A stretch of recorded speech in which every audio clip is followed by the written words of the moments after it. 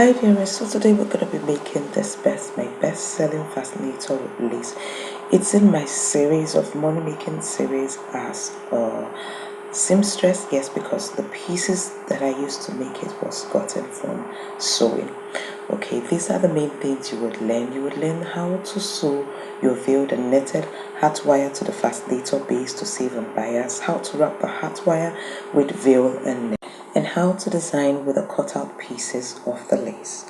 So sit back, let's get started. All right, so now here is the lace that was given to me. You can see the collar from the dress that she pulled out that she didn't want. Okay, and now if you check inside, you would see that it has crinoline, the thick crinoline inside. So the first thing I did was to take up that thick crinoline to see if I could cut out the other side, and that's, yes, it gave me the permission. So what I'm going to do is I would put in thick crinoline on one side and leave the thick crinoline on the other side. So I'm cutting it into two. You get to see what I'm going to use this with. Be calm. Alright, so now the next thing I did was to take my measurement tape to see if I could cut it into 12 inches, because I needed loops of 12 inches, and yes, I could. And I finally got out 3 pieces from this side. Okay, so that's what I'm doing, and I got out 2 pieces from the other side. Alright, so with this side that has the crinoline already attached, this is what I'm going to do. I will turn it upside down like so, or wrong side in, or what do you say? Do let me know in the comment section below. Okay, so I'm going to turn it upside down, and I will take it to the sewing machine and sew it all the way down like so. Okay, now this is the other part that didn't have the crinoline in it, and I would cut it. As I told you, it's only 2 I got from this part, because it's only, because of the curve. Of course, the inner curve will give you less. So if I'm going to turn it like so and take another thick crinoline and place it in, and I'm going to be sewing it all the way down like this. Okay, so that's what I'm going to do to that side. So now I have sewn it already, and now I'm turning it inside out. See, that's right. Okay, so keep watching and learning.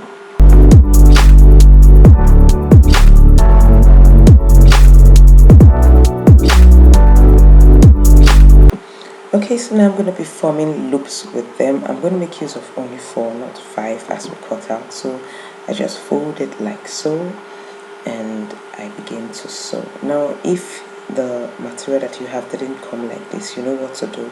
All you need to do is line your lace with taffeta or bridal satin, with bridal satin or doll face. Then you put in your gum stain, and then you fold it and put in your thick crinoline. Then you get this shape that we already have. So that's quite easy to do. So now what I'm doing is I'm joining the loops, making the loops and joining them together like so. So keep watching and learning.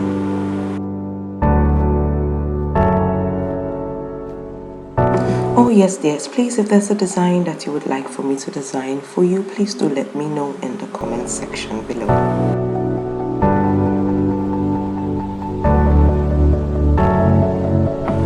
Now remember that if you stay to the end of my video, you will get to join in the challenge to attend one class. That's if you're the winner, you attend the class. Sometimes all classes that I have in dventcraft for free. So do not stop here. Keep watching, keep learning, and get to where you get to have an opportunity to attend the dventcraft academy class for free. Oh yes, and also the winner for previous week is always announced also on Wednesday. So you need to, in case you participated, stay till the very end so you get to know if you won the last week's challenge. Also, we have a new class coming up in the dventcraft academy, Miss Class 3. You don't want to miss it. It's the wedding season, so it will be lovely to know how to make your butterfly bow tie and button ears. I think this should be called a half flower. What do you think? Alright, so we're already ready with it. We have joined it up. So the next thing I'm going to show you how to do is to wrap your hat wire with veil or net. So what I did was to measure up 2.5 inches, and that's what I'm cutting out like so. Okay, according to the thickness of the net you want wrapped, you can actually test it. So I've already cut out my hat wire, and this is 48 inches. If you've watched my ankara fascinator, you know that it's 48 inches we used to get that design. So this is 48 inches, which I've joined together, and this is 1.5 millimeter gauge hat wire. So what I'm doing now is the loop version. I'm using the veil and wrapping it up. You twist the veil, roll the veil a bit together, kind of gather it together, and then you start taking it loopwise across your hat wire. Now I noticed when I was doing it at this part that was joined, it was quite thicker than the remaining place. So what I'm going to do is loosen that part, but I'll leave the other side, and you will see the trick on what to do, and this helps you to get them all at the same width. So you can see this veil that I'm using is thinner now. This is half of 2.5 that I finally used to wrap up that smaller part. Okay, so the next thing now that I'm doing is to join my veiled hat wire to the fascinator base, and I'm going to sew them together. Now if you don't know how to do this, how to cover up your fascinator base and how to put your net on your hat wire, I will drop the link in the description below, because I've already done this in a style that is close to this. That's why I call it my best-selling fascinator, because I've actually done it, but it keeps selling. People keep asking me to do various versions of it for them.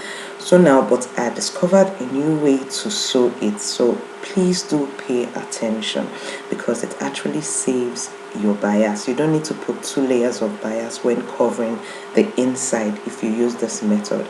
Now all you need to do is take your needle and thread from the inside where the veil is and pass it back to the front, but from the front you take it close to the thread and take it back in, instead of passing. There's a way we're doing it across before, so you have to cover that layer also before the next. So the next thing you do after you have sewn it all the way around is to take your razor blade and you're going to cut out the veil in the middle of your fascinator base. Now be careful that you don't touch where you have sewn. Now here we have our elastic band. This is the elastic band that I make use of. You need to check the elasticity to know if you're going to make use of the full length. So I'm going to cut it out because it refused to pull out as I normally do. And now I'm sewing it on the fascinator. Now you have to make sure that you're sewing it at the right position. So I'd advise you check first of all, you put the fascinator on a dummy head, mannequin head, and see the position where you want your elastic band to be, and you can use a chalk, tailor's chalk, to mark where you want it to be. Bring it down and then you begin your sewing. Once you finish sewing, always make sure you give it a tug to be sure that it is tight enough. So I'm sewing it right now. Then it's too elastic a bit, so I'm cutting out 3 inches. Now I know most times it's 2 inches you see me cutting out, but this one the elasticity was too much, so it's 3 inches. Now the next thing I did was to sew the loops, the half flower as I said, to the fascinator that is almost coming out, the best-selling fascinator. Alright, so I'm going to sew it in. Remember that since I'm going to be covering the top part, the loop, I would take my needle and thread a bit away, but from the inside, since I don't want it to show, the thread would go close to the part I just brought out. So keep watching and learn.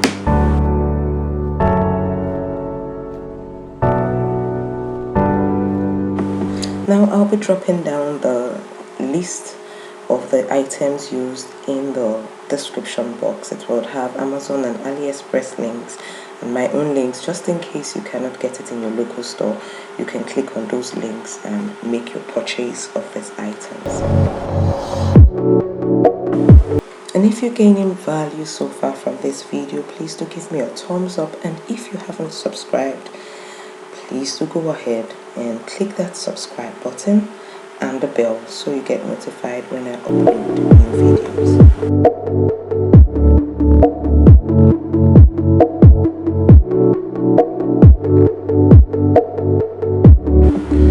Okay, so once that done, the next thing I did was I took out lace from this other collar part of the cloth, and I'm going to be cutting out patterns from the lace. You know, I'm a pattern freak, not a pattern freak. What am I? I love to cut out patterns because it tends to make your fascinators look unique, and this is what made this my best-selling fascinator with lace actually stand out, because of the patterns that I put on it. So remember, anytime you do have lace or something like that, get creative with the patterns. It will help to stand your work out.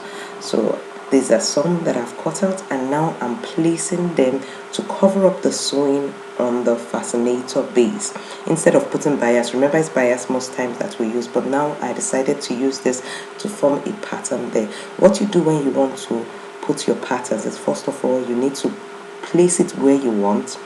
Then take your uhu gum, and can you see how I'm putting it just at the tip, not exactly at the tip but close to the tip. Then you place. The idea of putting it where you want, first of all, before you put the glue, is so that you will know the position where you're placing it, so you don't have to shift and it doesn't get stained. So I'm going to be placing it all around. You can see I'm doing a check again first of all. Okay, I'm already gluing it. I removed that part. All right, then I used the round flowers that I that I cut out. I'm using it to cover the back side like so. Then this big flower I would use to cover the sewing on this half flower. That's what we called it, isn't it? All right then. So the next thing I did was to use some long ones to elongate it on the net. Now you have to be careful when you're putting your glue, especially in this net place, in that when you put your glue, allow it to dry a bit before you glue it on the net, so it doesn't show on the other side of your net or veil, depending on what you call it. Some call it net, some call it veil. All right, the next thing I did also was to cover up the sewing on the elastic band that is attached to the fascinator. I covered the two sides, and also that other sewing of the rows. It's not clear at all, but I like my work looking very neat, so I also cover that part with a rose so that it's not seen at all. And that's how I created my best-selling fascinator with lace. So let's get over to who won our last challenge in our last video last week. It is Ayomide Comfort. Congratulations. Please do go to the dventcraft Academy reception. You'll see it in the description below to pick up your gifts, Miss Class 1 for free. Now yes, Miss Class 3 is coming up.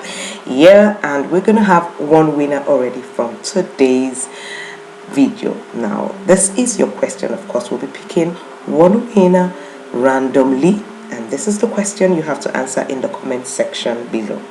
What is the title of the first video of my best-selling fascinator? What is the title that I gave to it on the YouTube channel? Do write in the comment section below.